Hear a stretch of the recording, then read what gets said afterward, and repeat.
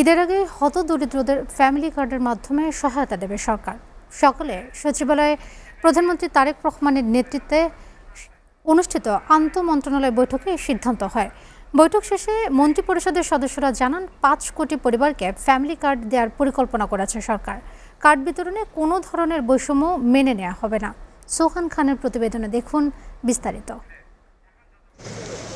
আন্তঃমন্ত্রণালয় বৈঠকে যোগ দিতে দায়িত্ব গ্রহণের দ্বিতীয় দিনে সচিবালয়ে অফিস করেন প্রধানমন্ত্রী তারেক রহমান। ফ্যামিলি কার্ড, বৃক্ষরোপণ, খাল খনন ও জলাশয় উদ্ধার সহ নানা বিষয়ে ধারাবাহিক 4টি বৈঠকে সভাপতিত্ব করেন তিনি। সভায় আলোচনার অন্যতম বিষয় ছিল নির্বাচনী ইশতেহারে জনগণকে দেয়া প্রতিশ্রুতি ফ্যামিলি কার্ড।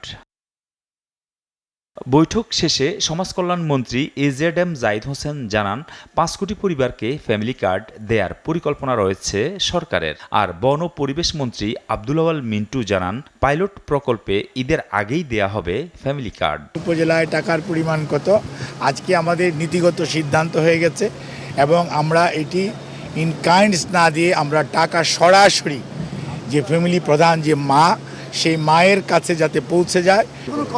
এখন বিভিন্ন যে কার্ড আছে সে সমস্ত কার্ড চলমান থাকবে।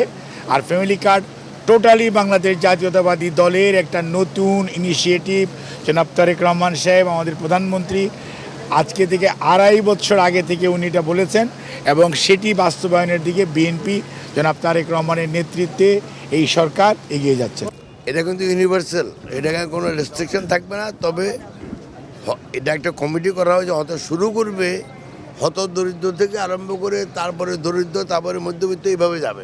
ঈদের আগেই পাইলট প্রজেক্ট হিসাবে চালু হবে। তবে আমাদের আগে লিস্টেড করা আছে বোধহয় কয়েকটা জেলা মিলে আর কিছু উপজেলা। আমরা জাস্ট ঈদের আগে আমরা করব পাইলটিং, এটা ফাইনাল হয়ে গেছে। আমরা হয়তো 2,500 টাকা হবে। তথ্য ও সম্প্রচার মন্ত্রী জহিরুদ্দিন স্বপন বলেন এই কার্ড বিতরণে কোনো রাজনীতি থাকবে না, কেউ বৈষম্যের শিকারও হবে না। আমাদের নির্বাচনী ওয়াদার মধ্যে সবচেয়ে গুরুত্বপূর্ণ ওয়াদা। অগ্রাধিকারের দিক থেকে আমরা এই মুহূর্তে যারা হতদরিদ্র, যারা আপনার প্রতিবন্ধী, বিধবা, এই ধরনের পশ্চাৎপদ যারা, আমরা তাদেরকে গুরুত্ব দিয়ে এগোবো। বাট পর্যায়ক্রমে সবাই আসবেন। এর আগে নিজ দপ্তরে সংবাদ সম্মেলনে শিক্ষা, প্রাথমিক ও গণশিক্ষা মন্ত্রী ডক্টর আ.ন.ম এহসানুল হক মিলন জানান তদবির বাণিজ্য বন্ধ করার পাশাপাশি শিক্ষা মন্ত্রণালয়ে কোনো দুর্নীতিকেই প্রশ্রয় দেওয়া হবে না। আমরা এই বিষয়গুলোকে অটোমেটিক সিস্টেম, অর্থাৎ আমরা এমন অ্যাপস করব যেখান থেকে বদলির সম্ভাবনা কার কোথায় কিভাবে হতে পারে তদবির বিহীন এবং তাদের রেজাল্টের উপর বেসড করে এই ধরনের একটা প্রস্তুতি আমার রয়েছে। আমি আমার প্রতিমন্ত্রীর সাথে আলোচনা করে আমরা দুইজনে এই বিষয়গুলো আগাবো। তবে আমি আশ্বস্ত করতে পারছি যে এখন আর এই বাণিজ্যটা হবে না। দাবি আদায়, এখন থেকে আর কোনো শিক্ষককে সড়ক দখল করে অবরোধ করতে হবে না। এছাড়া ইংলিশ মিডিয়াম স্কুলগুলো মন্ত্রণালয়ের অধীনে আনার কথাও জানান তিনি।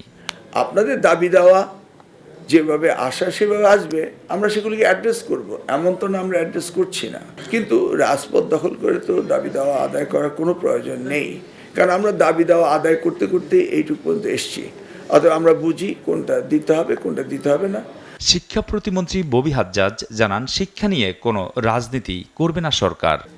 সম্মানিত সাংবাদিকদের সামনে প্রতিশ্রুতি দিচ্ছি, আমরা শিক্ষা নিয়ে রাজনীতি করব না, আমরা শিক্ষা নিয়ে রাষ্ট্র গড়ব। সোহান খান, এসএটিভি, ঢাকা।